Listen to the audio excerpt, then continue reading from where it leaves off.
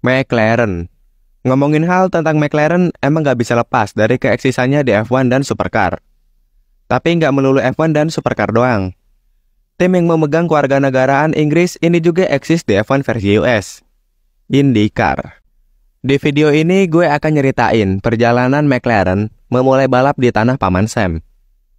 Tapi sebelum masuk ke judul pembahasan, kita cari tahu dulu bagaimana Kiwi Man mendirikan McLaren.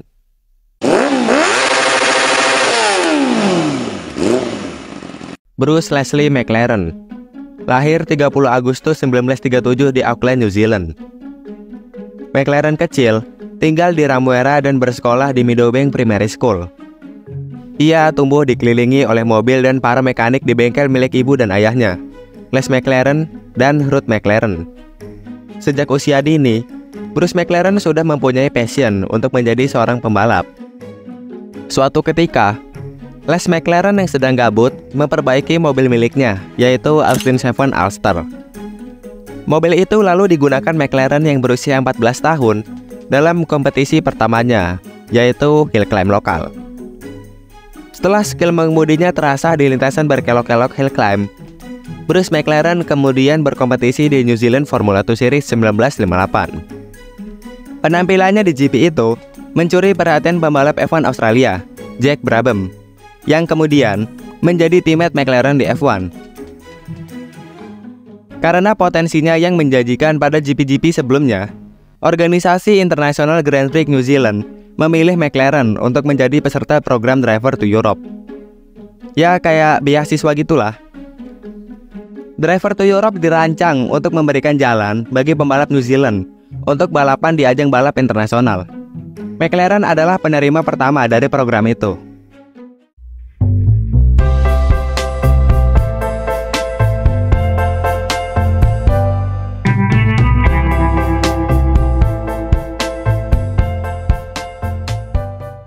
Selama di Eropa, McLaren tinggal di London selama 7 tahun dan menjadi pembalap Supercars. Pada GP Nürburgring 1958, entry mobil F1 di GP itu tidak memenuhi standar untuk dimulainya balapan. Untuk mengatasi masalah tersebut, pihak penyelenggara menarik beberapa mobil dari F2 untuk mengisi slot entry F1 yang kosong. McLaren, yang saat itu menggunakan mobil F2, bisa menyalip beberapa mobil F1. Dan akhirnya dia menepati P1 di F2 dan P5 di overall. Sebagai perbandingan nih ya, mobil F1 dan F2 1958 mempunyai perbedaan cc hingga 1000 cc. Berarti kan skill balapnya McLaren emang gak main-main. McLaren yang mobilnya beda 1000 cc aja bisa berada di top 5 F1. Setelah karirnya sukses di F2, McLaren naik kelas jadi pembalap F1 full season di musim 1959. Proses adaptasi McLaren dengan mobil F1 terbilang cepat. Di GP Monaco, dia finish P5. Di GP France, finish P5 lagi. Di GP Silverstone, podium 3. Itu adalah podium F1 pertamanya. Dan di GP Sebring, McLaren memenangkan balapan.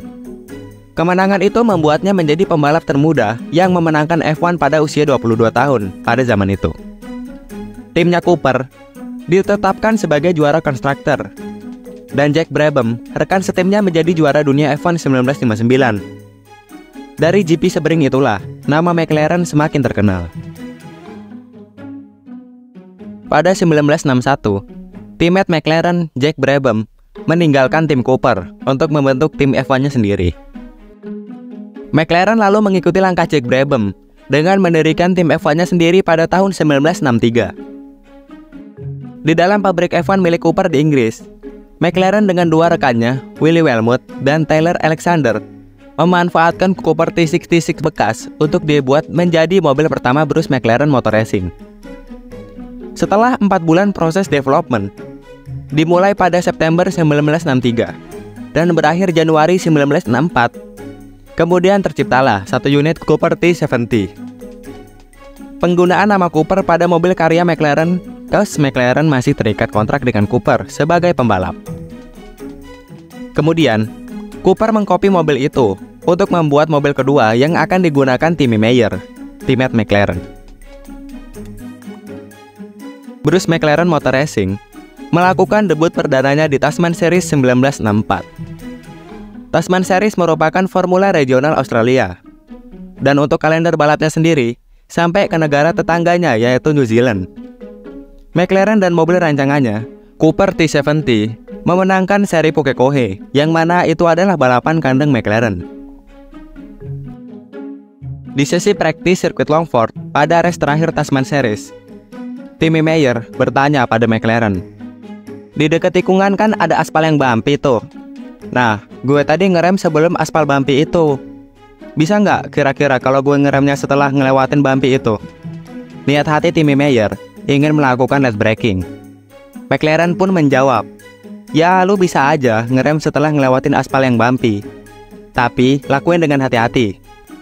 Setelah dapat jawaban dari McLaren, Timmy Meyer balik lagi ke track untuk nyobain ngerem setelah ngelewatin aspal yang bumpy. Nahas, Timmy Meyer tidak pernah kembali ke pit setelah melakukan hal itu. Mobil Timmy menabrak pohon yang ada di sekitar daerah pengereman itu, dan langsung membuat mobilnya menjadi hancur seperti ini. Crash yang dialaminya membuatnya kehilangan nyawa seketika. Selepas tragedi itulah, pembentukan tim pribadi McLaren dimulai.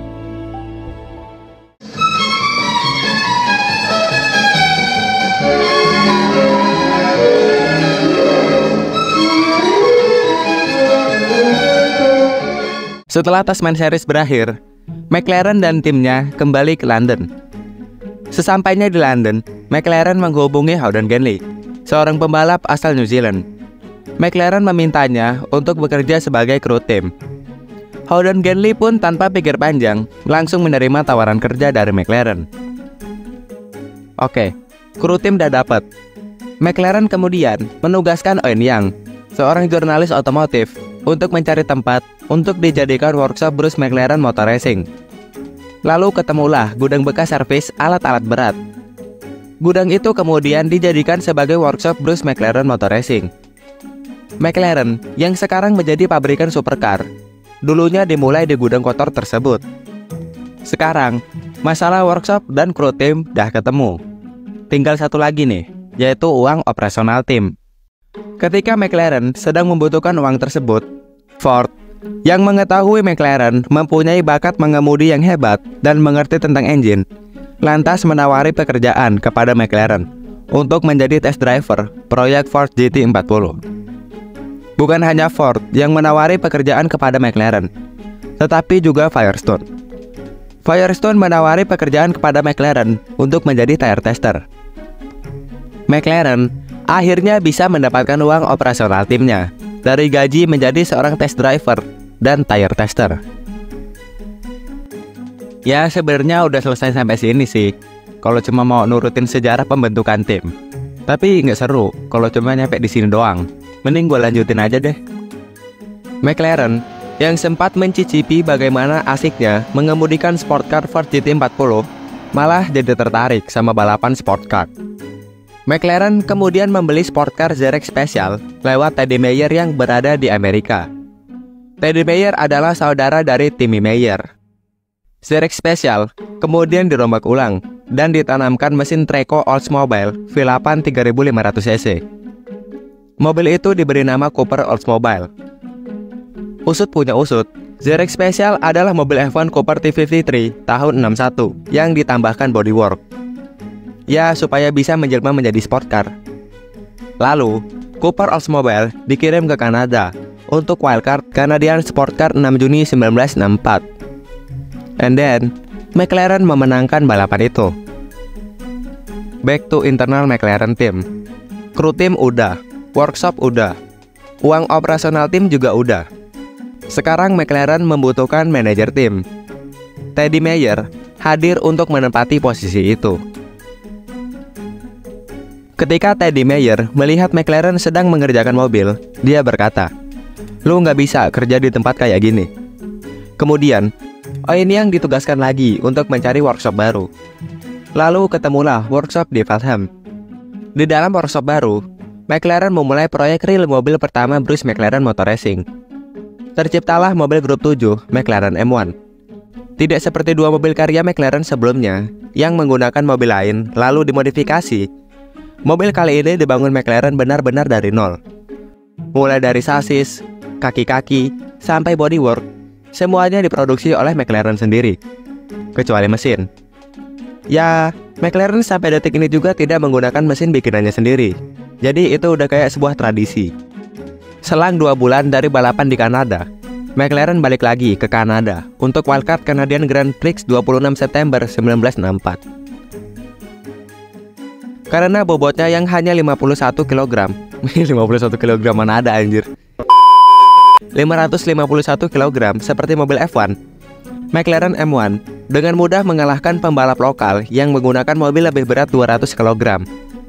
Tapi sayang, mobil itu hanya meraih podium 3 karena mengalami masalah di pit lane. Setelah dari balapan itu, banyak orang-orang menghubungi McLaren untuk memesan mobil rancangannya itu. McLaren lalu bekerja sama dengan Frank Nicholas, pemilik Alfa Cars, untuk memproduksi M1 sebanyak 27 unit. McLaren M1 produksi Alfa Cars dijual dengan harga 207.131 pound sterling atau setara dengan 4.006.322.000 rupiah. Kok mahal banget mobil sport di zaman itu? Itu harga asli tahun 65 loh ya, bukan harga gorengan zaman sekarang. Oke, kita bandingin dengan supercar McLaren pada saat ini. Karena McLaren M1 adalah race car, artinya mobil untuk balapan, gue akan ambil perbandingan dari harga McLaren 720S GT3. 720S GT3 dijual dengan harga 475.000 pound sterling atau setara 9.187.436.000 rupiah. So, gimana? Masuk akal bukan? Dengan bisnis baru ini, McLaren jadi memiliki lebih banyak uang untuk mendanai aktivitas timnya. Back to F1 project, McLaren kali ini lebih serius untuk membangun sebuah mobil F1. Ia membutuhkan seorang desainer yang bisa bekerja full-time di workshop Bruce McLaren Motor Racing. Howden Ganley memperkenalkan Robin Hurt, seorang engineer pesawat yang sebelumnya bekerja sebagai insinyur proyek pesawat Concorde. Jadi nggak usah diraguin lagi kemampuannya untuk membuat mobil F1. Ya, pesawat aja dikerjain, apalagi mobil ya kan? 1966 adalah tahun pertama McLaren debut sebagai tim konstruktor F1. Tapi, di musim itu Bruce McLaren Motor Racing gagal karena disebabkan oleh mesin Ford yang buruk. Seburuk apa mesin Ford hingga membuat McLaren gagal? Oke, let's see. Di GP Monaco, oli mesin bocor. GP Belgia, DNS, did not start. GP Prancis, absen. GP Inggris, P6. GP Belanda, DNS. GP Jerman, absen. GP Italia, absen. GP USA, P5. Dan terakhir, GP Meksiko, retire. Ya, McLaren akhirnya desperate dengan proyek F1-nya. Lalu comeback Sport Car Racing Can-Am, Canadian American Challenge Cup, 1967. Can-Am Series menggunakan mobil kategori grup 7. Regulasi ini sangat Amerika menurut gue, yaitu kebebasan. Sebebas apa regulasi grup 7? Tidak ada batasan ukuran kapasitas engine dan turbo. Tidak ada batasan bobot. Tidak ada batasan ban, mau pakai merek apa aja boleh. Dan tidak ada batasan sasis dan materialnya. Mau pakai monokok boleh, tubular boleh, pakai material baja boleh, aluminium boleh, titanium, duralium, pokoknya bebas sebebas-bebasnya. McLaren dibantu ketiga rekannya, Robin Hurt, Gordon Capek, dan Tyler Alexander, menghabiskan waktu 3 bulan untuk membangun M6A, sebuah mobil bermesin Chevrolet V8 small block bertenaga 525 horsepower yang dipadukan dengan sasis monokok. M6A adalah mobil monokok pertama yang diproduksi oleh McLaren Cars. Mobil baru itu langsung mendominasi jalannya balapan Can-Am 1967 dengan memenangkan 5 race dari 6 race yang ada di kalender. 3 race dimenangkan oleh Denny Hulme, teammate baru McLaren, dan 2 race dimenangkan oleh McLaren. McLaren mendapat banyak keuntungan dari balapan ini. Pasalnya, ada 10 tim yang menggunakan mobil dari McLaren Cars. And yes, itu menambah pundi-pundi uang operasional tim. Move to another universe. Colin Chapman di GP Monaco 1968 memperkenalkan wing yang ia aplikasikan di Lotus 49.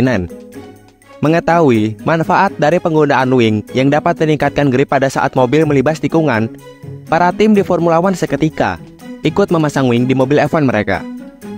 Tren penggunaan wing di race car ternyata menyebar sampai ke daratan Amerika. Mobil-mobil Can-Am langsung berubah seperti ini pada 1969. Namun, wing di F1 segera dilarang penggunaannya pada 1970, setelah menimbulkan berbagai kecelakaan serius yang disebabkan oleh X-Wing. Hal yang sama juga berlaku di Can-Am.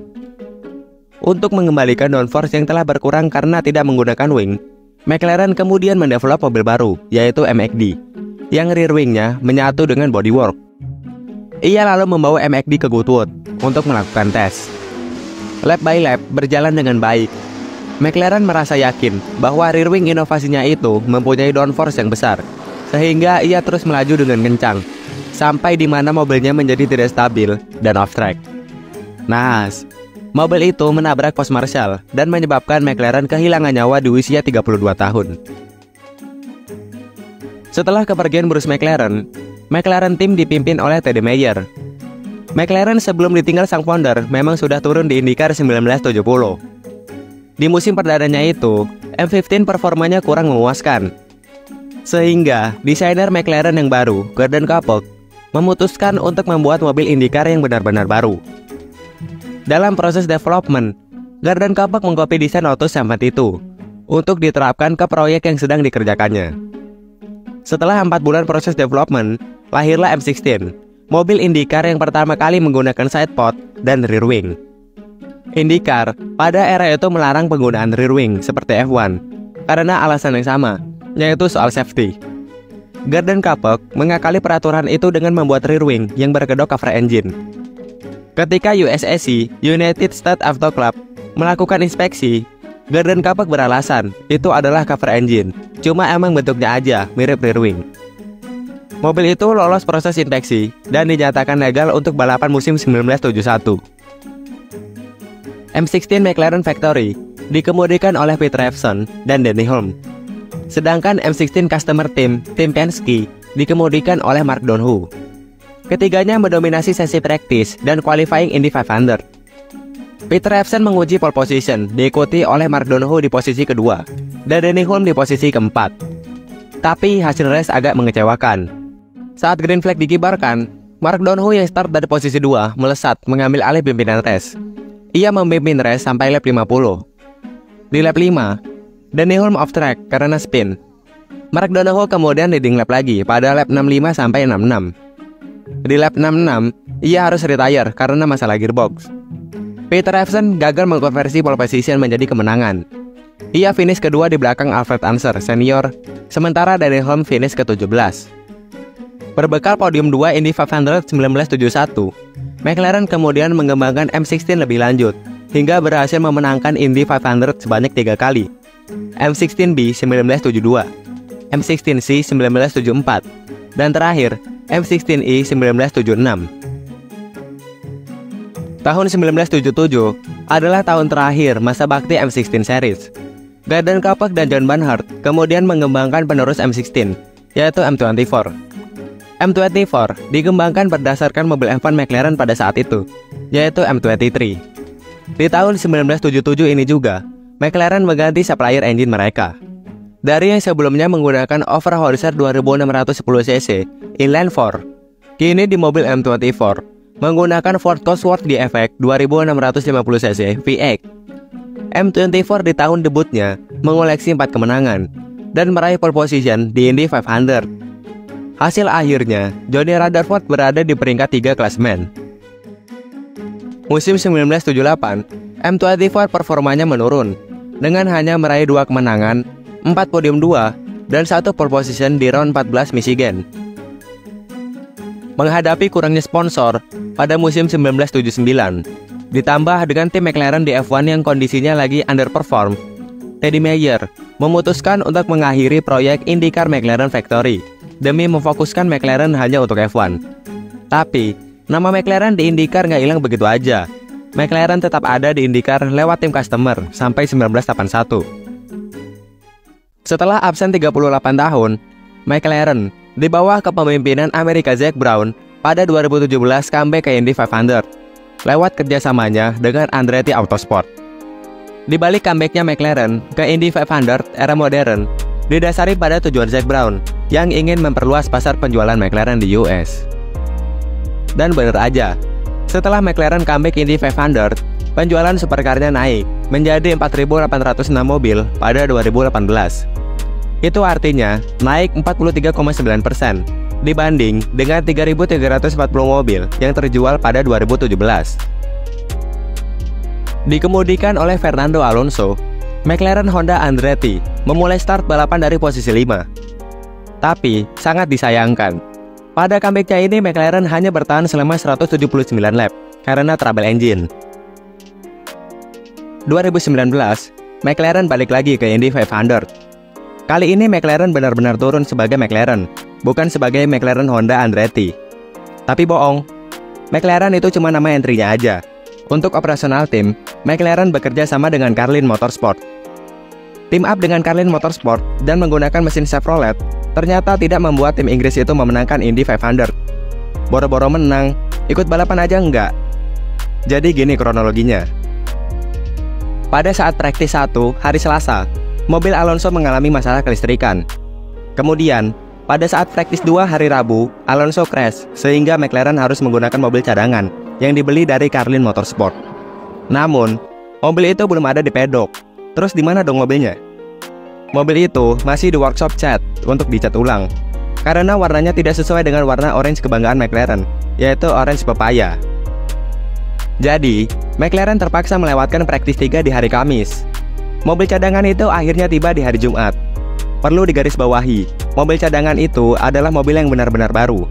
Tentunya McLaren perlu setting ulang agar setup mobil tersebut bisa seperti mobil sebelumnya. Ya, bisa disimpulkan, McLaren baru benar-benar menjalani sesi praktis pada hari Jumat. Karena praktis di hari Selasa dan hari Rabu adalah praktis yang sia-sia. Baru sehari melakukan praktis secara harfiah, McLaren sudah dihadapkan dengan sesi kualifikasi di hari Sabtu. Alonso tentunya kesulitan menjalani sesi kualifikasi, hingga ia terlempar keluar zona aman, yaitu posisi 31. Kenapa gue bilang zona aman? Karena pembalap yang berada di luar posisi 30, which is itu Alonso, harus menjalani sesi last row shootout. Dalam bahasa Indonesia, artinya sesi penentu siapa pembalap yang menepati row terakhir. Last row shootout berisi pembalap dari posisi 31 hingga posisi terakhir jumlah entry. Misal, entry-nya ada 40 mobil. Ya berarti ada 10 mobil yang harus beradu top speed untuk menggeser pembalap yang berada di posisi zona aman. Atau seenggaknya mengamankan posisi ke-33. Karena Indy 500 hanya menampung maksimal 33 mobil. Untuk kasusnya Alonso, Indy 500 2019 ada 36 entry. Jadi dia harus bersaing dengan 5 pembalap di last row shootout agar tidak didiskualifikasi. Putus asa, McLaren akhirnya memutuskan untuk mencoba teori paling terkenal di Indonesia, yaitu teori siapa tahu. Siapa tahu, dengan menggunakan suspensi yang dibeli dari Penske Technology bisa mengeluarkan Alonso dari last row shootout. Emang sepengaruh apa sih suspensi di IndyCar? Dalam balapan yang menggunakan one-spec chassis dan one-spec aerodinamik seperti IndyCar dan one-make race, keunggulan suatu part yang boleh dikembangkan secara bebas adalah kunci seberapa kompetitif mobil tersebut. Dalam hal ini, part yang dimaksud adalah suspensi. Suspensi di IndyCar sangat berperan besar pada kontrol stabilitas, aerodinamika, kemampuan menikung, tingkat keausan ban, dan grip mobil ketika melewati high speed corner. Namun, pada kenyataannya, siapa tahu itu tidak pernah terjadi. McLaren melakukan kesalahan pada saat pemasangan suspensi tersebut. Mereka tidak sadar bahwa suspensi Penske di-adjust dengan satuan inci Amerika, bukan dengan satuan milimeter yang biasa mereka gunakan di Inggris. Jadinya makin kacau tuh mobil Alonso. Puncak komedi terjadi saat tim lupa menyesuaikan gear ratio. Mobil itu sebenarnya sanggup untuk meraih kecepatan 229 mph. Tapi, mereka malah menggunakan gear ratio dengan setup road course, sehingga top speed tertahan di 227,5 mph. Atas kejadian memalukan tersebut, tentunya banyak pihak yang menyalahkan Carlin Motorsport karena dinilai nggak becus dalam menangani mobil McLaren. 3 bulan berlalu. Pada 9 Agustus 2019, Zac Brown mengumumkan kerjasama McLaren dengan Smith Peterson Motorsport dalam upayanya untuk berpartisipasi full season IndyCar Series 2020. Dilaunching pada 7 Februari 2020 sebagai Aero McLaren SP, tim yang mempunyai titel sponsor Aero Elektronik tersebut menorehkan hasil yang cukup baik sebagai tim debutan dengan mengoleksi 4 podium dan finish di posisi 4 klasemen akhir. 8 Agustus 2021, McLaren membeli 75% saham Smith Peterson Motorsport. Otomatis, membuat McLaren mempunyai kendali lebih banyak terhadap tim. Walaupun McLaren adalah pemegang saham mayoritas, tapi itu tidak membuat McLaren menghilangkan andil Smith Peterson Motorsport. McLaren masih mempercayakan tim IndyCar-nya untuk dijalankan oleh SPM. Karena Zac Brown yakin, jika McLaren turun langsung untuk mengurus divisi IndyCar, maka akan mempengaruhi performa McLaren divisi F1. McLaren IndyCar di bawah manajemen Smith Peterson Motorsport terus mengalami tren positif dengan finish posisi 3 di klasemen akhir 2021, naik 1 posisi dari tahun 2020. Tapi, di tahun 2022 McLaren malah merosot ke urutan 7 klasemen. Ya, kalau ini sih disebabkan oleh inkonsistensi pembalapnya itu sendiri, yaitu Pato O'Ward. Hal biasa sih di dunia motorsport. Ada pembalap yang di musim sebelumnya performanya bagus, tiba-tiba di musim berikutnya performanya menurun. Padahal, kondisi timnya masih sama aja seperti ketika pembalap itu performanya bagus. Oke, sekian video dari gue kali ini.